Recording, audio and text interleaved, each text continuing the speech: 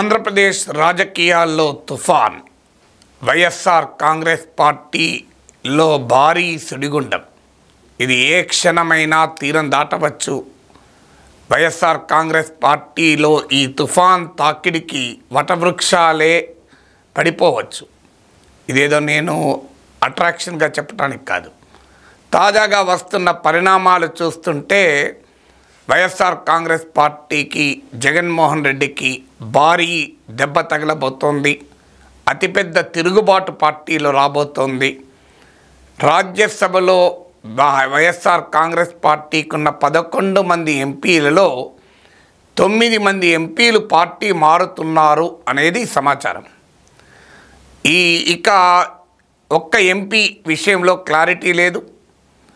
అది జగన్మోహన్ రెడ్డి ఏ వైఖరి తీసుకుంటాడో అనేది ఇంకా తెలియదు. ఒక్క ఎంపీ మాత్రం జగన్తోనే మిగులుతాడు అని మీరు ఊహించవచ్చు. ఆ ఎంపీ ఎవరో. ఈ 9 మంది లేదా 10 మంది ఎంపీలు ఖాళీ అవుతుంటే వీరు టీడీపీలో కొందరు, బీజేపీలో కొందరు, జనసేనలో కొందరు చేరుతారనేది రాజకీయ వర్గాల్లో వస్తున్న స్పెక్యులేషన్. అయితే నేను ఇప్పటికీ చెప్తున్నా, ఇది స్పెక్యులేషన్. పాలిటిక్స్లో ఏమి జరుగుతుంది, చివరి నిమిషం వరకు క్రికెట్ లాంటిదే, ఏమీ చెప్పలేమన్న నానుడి ఎలాగో ఉంది. There can be a slip between the cup and the lip అంటారు. సో క్రికెట్ లాగా క్రికెట్లో చివరి బంతి ఆడేంత వరకు విజయం ఎవరిదో అనేక సందర్భాల్లో చెప్పలేం. అలాగే రాజకీయాల్లో చివరి క్షణంలో ఏ పరిణామాలు జరుగుతాయో చెప్పలేం. కానీ ఏ స్పెక్యులేషన్ కూడా గాసిప్గా ఉండకూడదు. Based on certain facts, certain information, certain inside సమాచారం, రాజకీయ సోర్సెస్ ద్వారా వచ్చిన సమాచారం ఆధారంగానే జర్నలిజంలో పొలిటికల్ స్పెక్యులేషన్ చేయాల్సి ఉంటుంది. ఢిల్లీ నుంచి, అమరావతి నుంచి, వివిధ రాజకీయ వర్గాల నుంచి కన్ఫామ్ చేసుకుంటున్నది ఏంటంటే, 2 రాజ్యసభ సభ్యులైతే రేపే ముహూర్తం. మోపిదేవి వెంకటరమణ రేపు వైఎస్ఆర్ కాంగ్రెస్ పార్టీకి రాజీనామా చేసి టీడీపీలో చేరబోతున్నాడని, ఆయనతో పాటు మస్తాన్ రావు, బీద మస్తాన్ రావు కూడా వైసీపీకి రాజీనామా చేసి ఆయన టీడీపీలో చేరబోతున్నాడని, ఎవరైనా వైఎస్ఆర్ కాంగ్రెస్ పార్టీకి చెందిన రాజ్యసభ సభ్యులు పార్టీ మారి గనక తమ కూటమిలోని ఏ పార్టీలోకి చేరినా వారికి అదే సీటు గ్యారంటీ చంద్రబాబు నాయుడు ఇచ్చినట్లు కూడా రాజకీయ వర్గాలు చెప్తున్నాయి. ఎందుకంటే రాజ్యసభ ఎన్నికల్లో ఒక ప్రత్యేకంగా జరుగుతాయి. మనం తెలంగాణలో కూడా చూసాం. సో మనము రాజ్యసభ ఎన్నికల్లో ఏ సీట్ అయినా కూడా దానికి విడిగా 175 మంది ఎమ్మెల్యేలు ఓటేస్తారు. అందువల్ల ఇవాళ 9 మంది కాదు, 10 మంది కాదు, ఎంతమంది వైసీపీ ఎంపీలు పార్టీ మారినా అందరూ మళ్ళీ గెలవచ్చు. కూటమికున్న 165 మంది ఎమ్మెల్యేల మద్దతు ఉండగా ఇందులో ఎవరు కూడా ఓడిపోరు. అందువల్ల వీళ్ళందరికీ గ్యారంటీ మళ్ళీ. అందువల్ల చంద్రబాబు నాయుడు కనుక ఆ గ్యారంటీ ఇస్తే మళ్ళీ రాజ్యసభకు వాళ్ళు మళ్ళీ గెలిచినట్లే. సో వస్తున్న సమాచారం ఏంటంటే 3 ఎంపీలు వైసీపీ రాజ్యసభ సభ్యులు టీడీపీలో చేరవచ్చు అని. ఒకరు మోపిదేవి వెంకటరమణ, 2 మస్తాన్ రావు, అది వారు రేపే చేరతారని సమాచారం. 3వ వ్యక్తి గొల్ల బాబురావు. ఈ 3 టీడీపీలో చేరతారని అంచనా. ఇక 5 బీజేపీలో చేరతారు అని, 4 అయితే గ్యారంటీగా చేరతారని.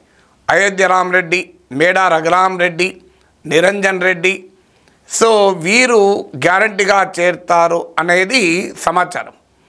సో ఇందులో ఒక వైవి సుబ్బారెడ్డి మాత్రమే జగన్తో మిగులుతాడు. ఈవెన్ విజయసాయి రెడ్డి కూడా బీజేపీలో చేరవచ్చు అని వార్తలు వస్తున్నాయి. అయితే దీనిపైన ఇంకా కన్ఫర్మేషన్ లేదు. కొంతమంది ఏమో విజయసాయి రెడ్డి, వైవి సుబ్బారెడ్డి మాత్రమే మిగులుతారు అని కొన్ని వర్గాలు చెప్తున్నాయి. మరికొందరు వాస్తవంగా విజయసాయి రెడ్డి నాయకత్వంలోని ఈ ఆపరేషన్ జరుగుతోంది అనేది కొంతమంది వాదన. ఇక్కడ విజయసాయి రెడ్డి పాత్ర పైన క్లారిటీ రావడం లేదు. 2 వర్షన్స్ వినబడుతున్నాయి. ఒక వర్షన్ ఏంటంటే విజయసాయి రెడ్డి పొలిటికల్ అప్రూవర్గా మారి జగన్కు సంబంధించిన అన్ని కేసులు తెలుసు గనక, తాను ఈ కేసుల్లో A2గా ఉన్నాడు గనక తనను తప్పిస్తే ఈ కేసుల వివరాలు చెప్తానని కూటమికి హామీ ఇచ్చాడు. విజయసాయిరెడ్డియే అప్రూవర్గా మారి పొలిటికల్ అప్రూవర్గా జగన్కు వ్యతిరేకంగా తిరుగుబాటుకు నాయకత్వం వహిస్తున్నాడు. వైసీపీ ఎంపీలందరినీ పార్టీ మార్పించడంలో ఆయనే కీలక పాత్రధారి అనేది రాజకీయ వర్గాలు చెప్తున్న ఒక వర్షన్. ఇక రెండో వర్షన్ ఏంటంటే జగనే విజయసాయిరెడ్డిని బీజేపీలోకి పంపిస్తున్నాడు అని. గతంలో చంద్రబాబు నాయుడు తన మనుషుల్ని పంపించి బీజేపీతో లయేజన్ నడిపాడు. ఆ లయేజన్ వల్లనే చంద్రబాబు నాయుడు నాయకత్వం టీడీపీతో బీజేపీ కలిసింది.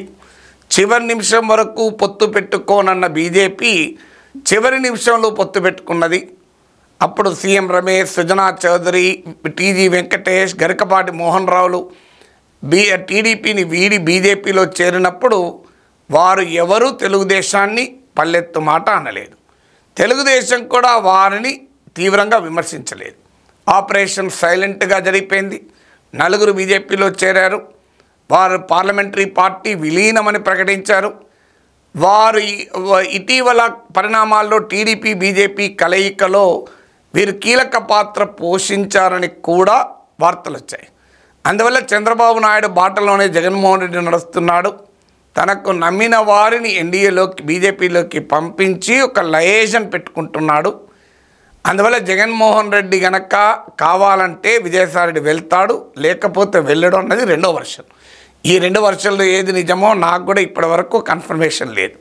కానీ ఈ 2 అభిప్రాయాలు బలంగా వినిపిస్తున్నాయి. భవిష్యత్తులో మోడీ ప్రభుత్వ సంస్థలు జగన్మోహన్ రెడ్డి పట్ల ఎలా వ్యవహరిస్తాయి అన్న దాన్ని బట్టి ఈ 2 వర్షన్లో ఏ వర్షన్ నిజమో తెలుస్తుంది. లేదు మూడో వర్షన్ విజయసాయిరెడ్డి పార్టీ మారడు, విజయసాయిరెడ్డి, వైవి సుబ్బారెడ్డి మాత్రమే చివరికి మిగులుతారు అనేది ఒక వర్షన్.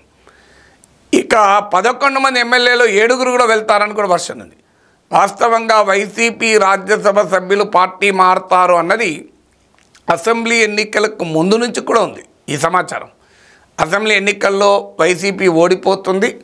ఓడిపోయిన తర్వాత ఇవి రాజ్యసభ సభ్యులు బీజేపీలో చేరుతారని. ఎందుకంటే రాజ్యసభలో వాస్తవానికి బీజేపీకి మెజారిటీ కూడా దగ్గరగా ఉంది. ఇప్పుడు వైసీపీ అవసరం కూడా లేదు. కానీ అవసరము ఒకవేళ ఉన్నా జగన్మోహన్ రెడ్డి పూర్తి స్థాయిలో మద్దతు ఇవ్వడానికి రెడీగా ఉన్నాడు. అయినా మరి వైసీపీ ఎంపీలు ఎందుకు మారుతున్నారు అనే ప్రశ్న కూడా వస్తుంది. అయితే కొన్ని కీలకమైన బిల్లుల్లో వైసీపీ మద్దతు ఇవ్వకపోవచ్చు అనే అనుమానం కూడా ఉంది. అది యూనిఫామ్ సివిల్ కోడ్ కావచ్చు, లేదు వక్ఫ్ అమెండ్మెంట్ యాక్ట్ కావచ్చు. ఇలాంటి విషయాల్లో తన పొలిటికల్ కాన్స్టిట్యున్సీ, తన ఎలక్టోరల్ కాన్స్టిట్యున్సీని కాపాడుకోవాలి కనుక వైసీపీ సపోర్ట్ చేయకపోవచ్చు అని. ఇటీవల బిజు జనతాదళ్ వ్యవహార సరళి చూశారు. బిజు జనతాదళ్ 10 ఏళ్లుగా బీజేపీకి అన్డిక్లేర్డ్ అప్రకటిత మిత్రపక్షంగా వైఎస్ఆర్ కాంగ్రెస్ లాగానే ఉండే. కానీ ఇటీవల ఎన్నికల తర్వాత బిజు జనతాదళ్ స్పష్టంగా బీజేపీ వ్యతిరేక వైఖరి తీసుకుంది. బిజు జనతాదళ్కు చెందిన ఒక ఉమెన్ ఎంపీ ఆల్రెడీ పార్టీ మారి బీజేపీలో చేరిపోయారు కూడా. సో అందువల్ల ఒరిస్సా తరహాలో వైఎస్ఆర్ కాంగ్రెస్ పార్టీ కూడా బీజేపీ వ్యతిరేక రాజకీయ వైఖరి తీసుకున్న ఆశ్చర్యపడాల్సింది లేదు అనేది బీజేపీలో ఒక అనుమానం. దానికి ఉదాహరణ ఇటీవల ఢిల్లీలో జరిగిన ధర్నాలో ఇండియా కూటమి నేతలకు కూడా జగన్ ఆహ్వానించడం, వాళ్ళు పాల్గొనడం కూడా చూశాను. సో అందువల్ల ఈ ఆపరేషన్లో క్లారిటీ రావాల్సింది, ఇంకా అనేక ప్రశ్నలు ఉన్నాయి. అయితే మోపిదేవి వెంకటరమణ ఎమ్మెల్సీగా వెళ్తారు, ఆయన రాజ్యసభ అడగడం లేదు అని. మిగతా వాళ్ళు ఇప్పుడు విజయసాయిరెడ్డి, అయోధ్య రామరెడ్డి, మేడా రఘురామరెడ్డి అయితే ఇక వాళ్ళ బ్రదర్స్ ఇద్దరికి ఒకరికి ఎంపీ ఎవరు ఎమ్మెల్యే అడిగితే ఇవ్వనందుకు ఆయన నొచ్చుకొని ఉన్నాడు. ఆయన వాస్తవంగా ఇటీవల అసెంబ్లీ ఎన్నికల్లోనే ఇటీవల పార్లమెంట్ ఎన్నికల్లో అసెంబ్లీ ఎన్నికల్లో కూడా సహకరించలేదు అని కూడా వార్తలు వచ్చాయి. చాలా వీళ్ళందరూ పారిశ్రామికవేత్తలు కూడా, వారికి అనేక రకాల ప్రభుత్వాలతో సంబంధాలు ఉంటాయి. అంత ఈజీగా వారు ప్రతిపక్షంలో ఉండలేరు. అలాగే పరిమల్ నత్వాని ముఖేష్ అంబానీ మిత్రుడు. ముఖేష్ అంబానీ ప్రత్యేక ప్రైవేట్ జెట్లో తీసుకొచ్చి జగన్కు పరిచయం చేసి జగన్ ద్వారా ఎంపీ సీట్ ఇప్పించుకున్నాడు కనుక ఆయన బీజేపీలో చేరడం అనేది పెద్ద ఆశ్చర్యమే కాదు. అయితే ఇంకా ఆశ్చర్యకరం ఏంటంటే ఆర్ కృష్ణయ్య, పిల్లి సుభాష్ చంద్రబోసులు జనసేనలో చేరతారని వార్తలు వస్తున్నాయి. ఇది ఎంత నిజమో తెలియదు. నేను జనసేన వర్గాలు కన్ఫామ్ చేయలేదు.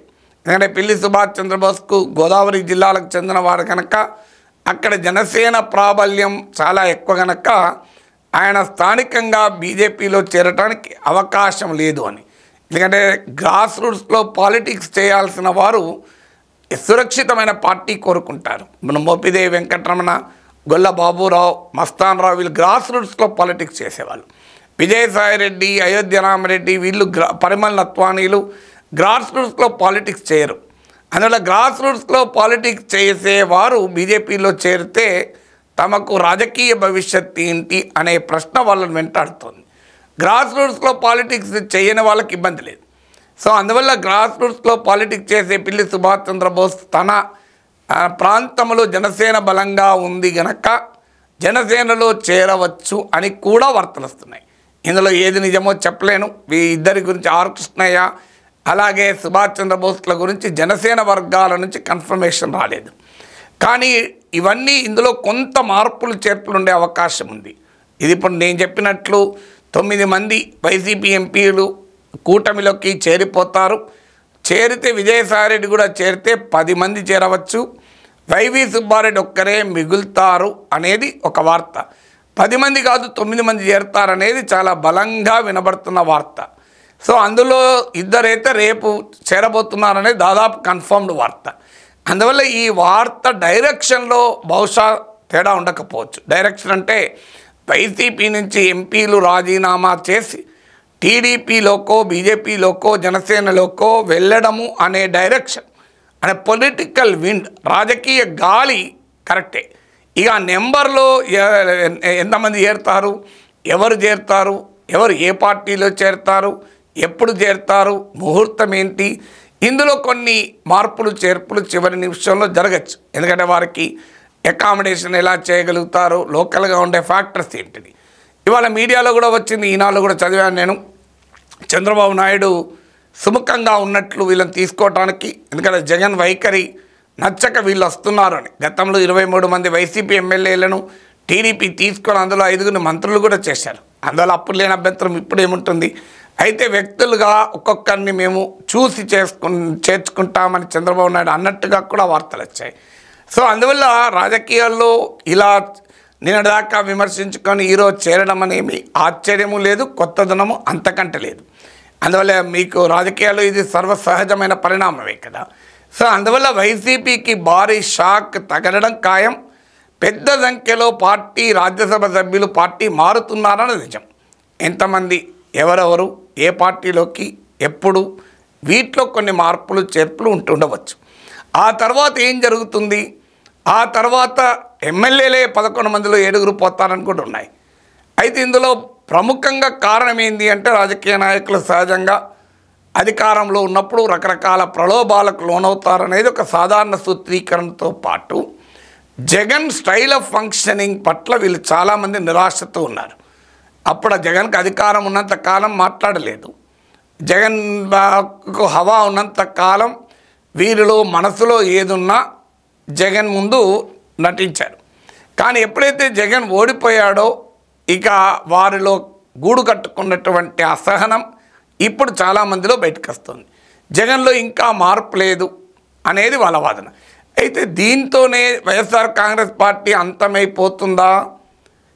వైఎస్ఆర్ కాంగ్రెస్ పార్టీలో ఈ నాయకులకు ఎంత క్షేత్రస్థాయి బలం ఉంది అనేది క్వశ్చన్ మార్కే. ఎందుకంటే అల్టిమేట్గా జగన్ చూసి ఓట్లేశారు జనం. ఇప్పుడైనా జగన్ చూసే ఓట్లేశారు. కూటమికి ఓటేసినా, జగన్కి ఓటేసినా జగన్ చూసే. అందువల్ల ఈ రాజ్యసభ సభ్యులు పోవడంతోనే వైసీపీ కేల్ కథం అని టీడీపీ వాళ్ళు అనొచ్చు. దాంతోనే కథం అవుతుందా అనేది ఒక ప్రశ్న. కానీ ఎమ్మెల్యేలు కూడా పోయి జగన్మోహన్ రెడ్డి తన వైఖరి మార్చుకోక, తన పార్టీని నడిపే విధానంలో మార్పు చేసుకోకపోతే మరింత తీవ్రమైనటువంటి తిరుగుబాటు ఆ పార్టీలో రావచ్చని కూడా అంటున్నారు. సో రాజకీయ పరిణామాలు ఆంధ్రప్రదేశ్లో చాలా వేగంగా కదులుతున్నాయి అనేది మాత్రం నిజం.